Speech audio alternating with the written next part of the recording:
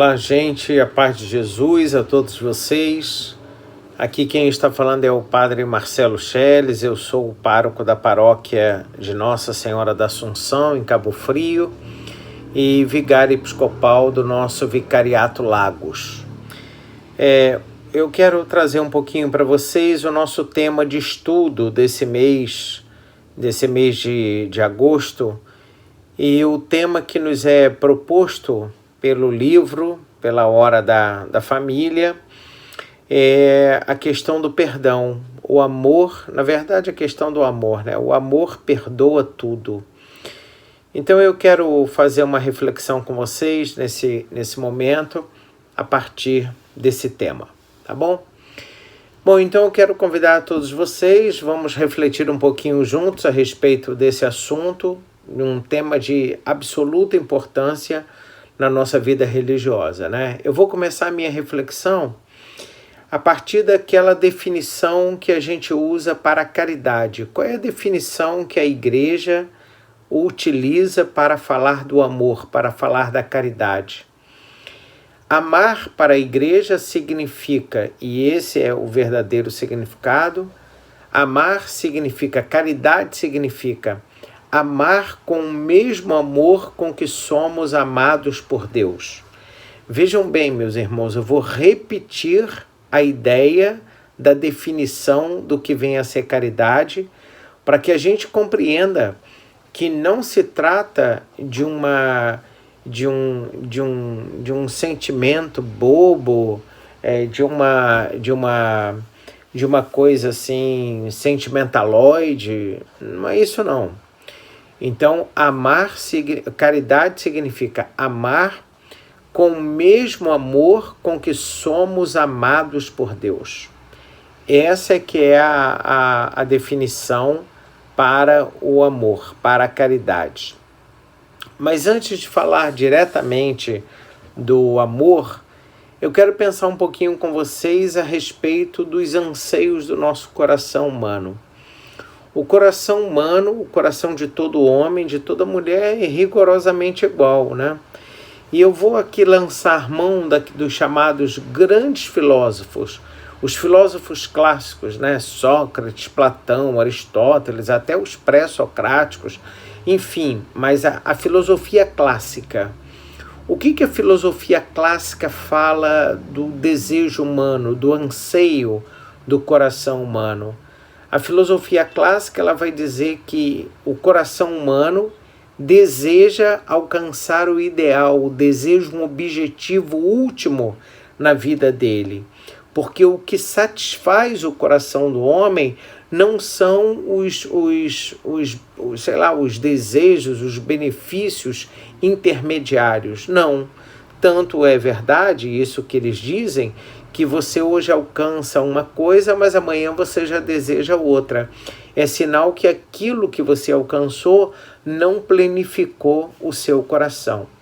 Então, a filosofia clássica, eles diziam o seguinte, olha, o coração humano tem o desejo, tem o anseio de encontrar o objetivo último da sua vida.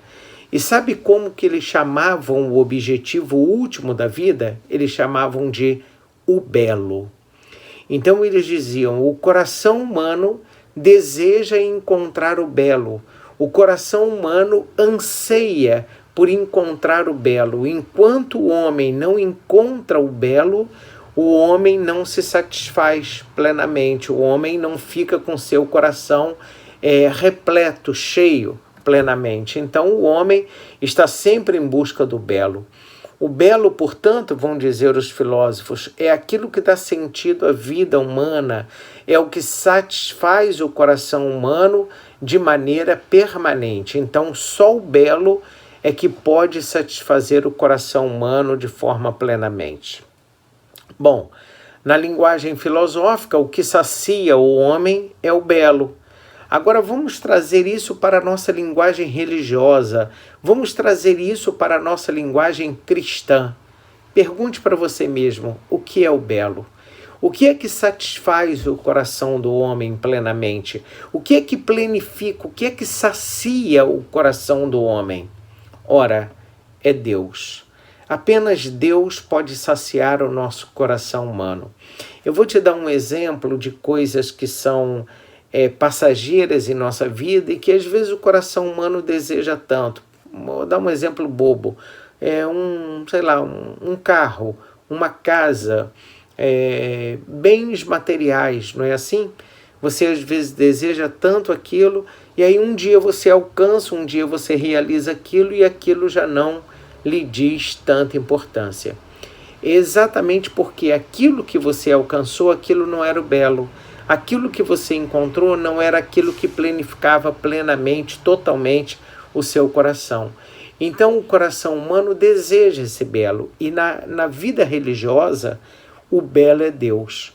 Apenas Deus pode satisfazer o nosso coração. Deus é o maior bem que nós temos em nossa vida. Nada pode substituí-lo, nada pode suplantá-lo, nada pode estar acima dele, nada é mais importante que ele.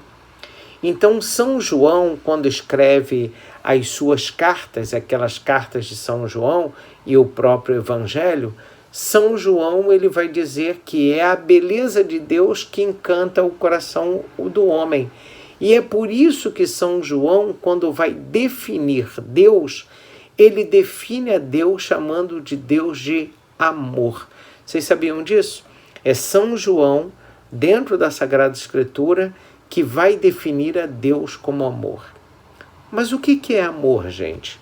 O que nós devemos entender como amor? Porque amor não é uma metáfora. Amor não é um sonho. Amor não é uma quimera. Amor, gente, tem que ser uma realidade. Porque senão não é exatamente aquilo que se deseja. Não é algo que vai planificar o nosso coração humano. Sem amor, um coração humano não se satisfaz. Não tem uma pessoa que pode encontrar planificação do seu coração sem amor. Sem amor, nós somos errantes na vida. Sem amor, nós não somos capazes de nos relacionar com Deus, mas também não somos capazes de nos relacionar com o próximo. Então, nós ansiamos pelo amor, nós desejamos o amor exatamente porque queremos o belo. E o belo é Deus, e Deus é o amor.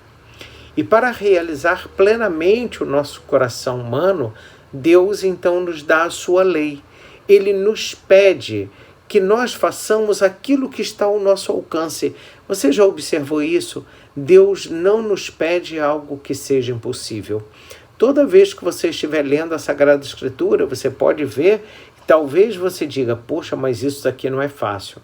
Pode não ser fácil, mas é possível.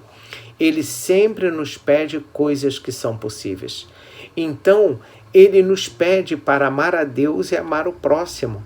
Ele não nos pede nada que esteja acima da nossa capacidade. E a lei de Deus é o amor.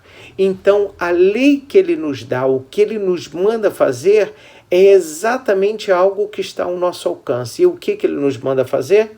Amar a Deus e amar o próximo como a nós mesmos. Essa é a lei. A lei de Deus é a lei do amor. Mas pensa e pergunta para você mesmo, o que é amar? Amar é muito mais do que apenas querer o bem. Eu não sei se é verdade, mas a gente às vezes escuta alguém dizer, as pessoas falarem assim, o inferno está cheio de boa vontade. É possível, porque muitas pessoas falam, eu queria tanto ajudar, queria tanto fazer, mas não faz. Então, o amor não pode ser apenas querer fazer o bem. O amor tem que ser mais que querer fazer o bem. Amar tem que ser querer e fazer o bem. Tem que ultrapassar a ideia do querer fazer o bem. Gente, não foi assim que Deus nos amou? Ele nos amou até o fim. Ele nos amou quando nós estávamos no pecado. É tão bonito isso, você pensar que Deus te ama, não porque você tinha algo para oferecer a Ele. Nós não tínhamos nada para dar a Ele, e Ele nos amou. Ele nos perdoou quando nós não tínhamos nada para oferecer a Ele. Quando nós estávamos, portanto, envoltos no pecado, envolvidos no pecado, foi ali que Ele nos amou.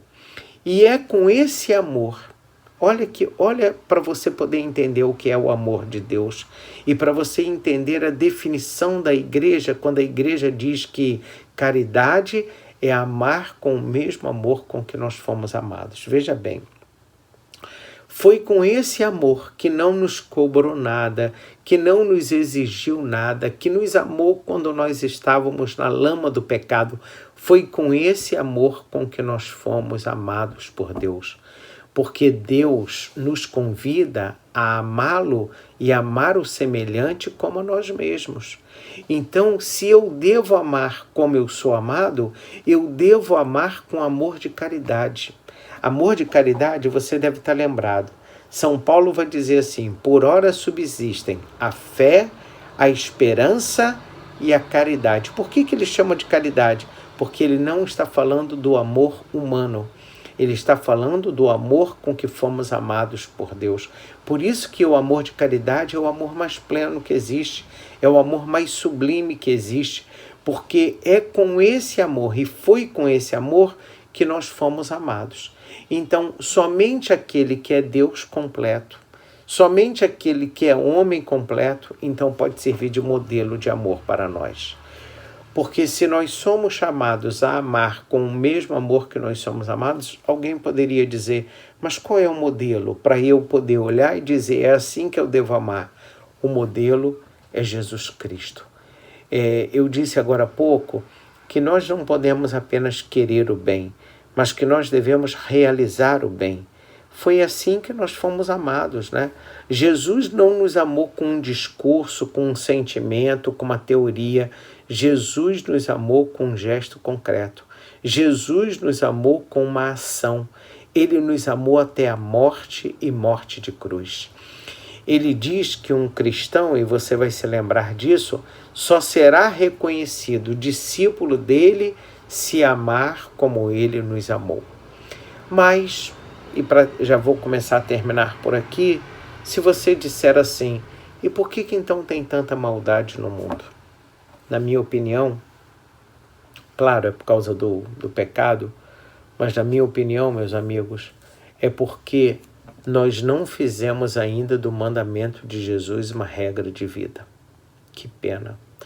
A gente ainda se deixa ser guiado pelas raivas do mundo, pelos sentimentos do mundo, pelos egoísmos do mundo, pelas trocas, né? Ah, fulano me fez isso, então eu vou falar mal de fulano, eu vou ficar zangado com fulano.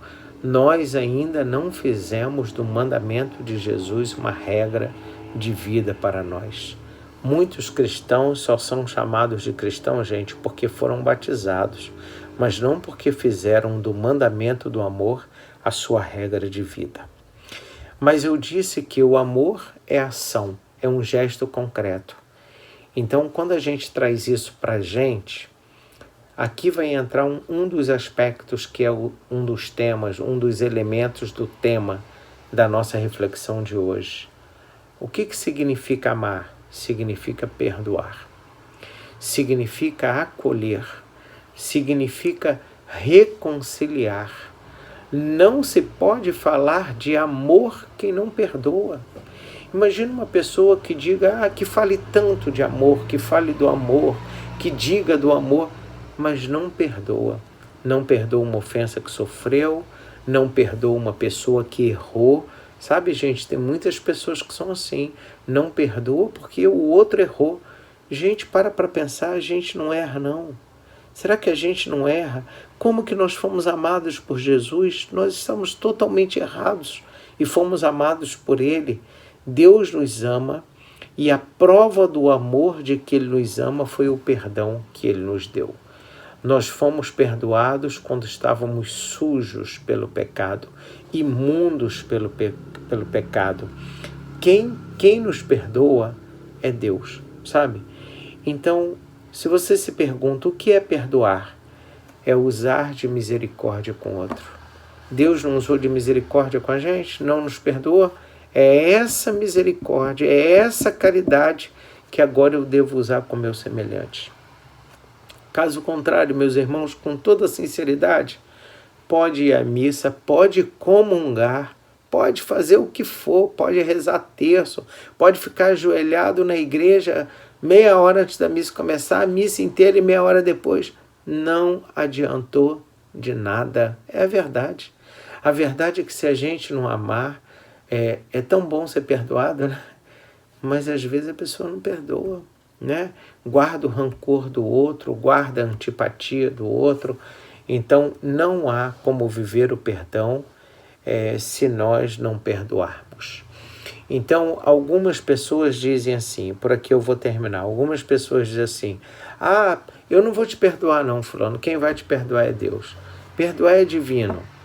É verdade que perdoar é divino, mas lembra que perdoar também é humano, não é só divino não. Se fosse só divino, Jesus não teria ensinado no Pai Nosso, perdoai as nossas ofensas assim como nós perdoamos a quem nos tem ofendido.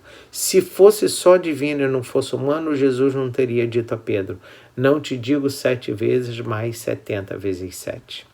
A medida do perdão que Deus terá conosco é o perdão que nós usaremos com os nossos semelhantes. Que Deus nos abençoe, que a gente aprenda a perdoar, porque nós somos perdoados. A medida do amor que eu tiver ao meu irmão é a medida do amor que Deus terá comigo no dia do julgamento final.